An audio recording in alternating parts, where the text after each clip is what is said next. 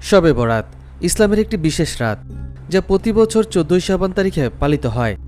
এটি আল্লাহর তাআলার বিশেষ রহমতের রাত, যেখানে তিনি বান্দাদের গুনাহ মাফ করে দেন, তাদের পরবর্তী বছরের জিকির ও ভাগ্য নির্ধারণ করেন।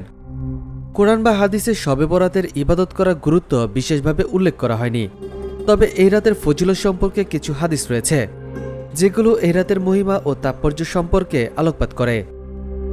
পবিত্র কোরআনে সরাসরি শবে বরাতের কথা উল্লেখ নেই, তবে অনেক মুফাসসিরের মতে শবে বরাতের সম্পর্ক কিছু দান ও ধর্মের হাদিস রয়েছে। কিছু গুরুত্বপূর্ণ হাদিসে এই রাতে আল্লাহর রহমত ও মাফের ব্যাপারে আলোচনা করা হয়েছে। একটি প্রসিদ্ধ হাদিসে নবী পাক সাল্লাল্লাহু আলাইহি সাল্লাম বলেছেন, শবে বরাতে আল্লাহ তাআলা আসমানি আকাশে অবতীর্ণ হন, একে অপরকে ডাকেন, কোনো মুমিন কি আছো যে আমি তোমাকে ক্ষমা করব? কেউ কি আছো আমি তাকে রিজিক দিব? কেউ কি আছো আমি তার সমস্যার সমাধান করব? এইভাবে রাতভর আল্লাহ তাআলা সমস্ত মানুষের জন্য রহমত বর্ষণ করেন। ইবনে মাঝা। এই হাদিসে শবে বরাতের রাতে আল্লাহ তাআলার বিশেষ রহমত ও বান্দাদের ক্ষমা প্রার্থনা করার বিষয়টি উল্লেখ করা হয়েছে।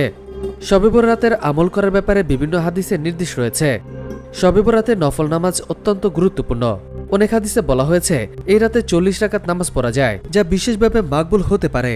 তবে এর জন্য নির্দিষ্ট কোনো নামাজ বা পদ্ধতি হাদিসে স্পষ্ট নেই, তাই সাধারণ নফল নামাজও পড়া যায়। কোরআন তিলাওয়াত করা শবে বরাতে অত্যন্ত গুরুত্বপূর্ণ ও ফজিলতপূর্ণ। আল্লাহ তাআলা কোরআন তিলাওয়াতের মাধ্যমে বান্দা তার হৃদয়কে পরিষ্কার ও আলোকিত করতে পারেন। শবে বরাতের রাতে তাহাজ্জুদ নামাজ পড়া অত্যন্ত গুরুত্বপূর্ণ। তাহাজ্জুদ নামাজের মাধ্যমে বান্দা আল্লাহর সঙ্গে আরো গভীর সম্পর্ক স্থাপন করতে পারেন।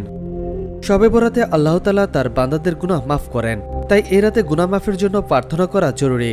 হাদিসে বলা হয়েছে এই রাতে আল্লাহ তাআলা তার বান্দাদের গুনাহ মাফ করেন যদি তারা তা চায়। আত-তাবরানী। শবে বরাতে মুসলমানদের জন্য একটি মহান রাত, যেখানে আল্লাহ তাআলা তাদের সমস্ত গুনাহ মাফ করেন, রহমত ও দয়া বর্ষণ করেন। এটি একটি সুযোগ যেখানে মুসলিমরা নিজেদের আত্মা পরিশুদ্ধ করতে পারেন, গুনাহ মাফ চেয়ে আল্লাহর কাছে দোয়া করতে পারেন, পরবর্তী বছরের জন্য রহমত প্রার্থনা করতে পারেন।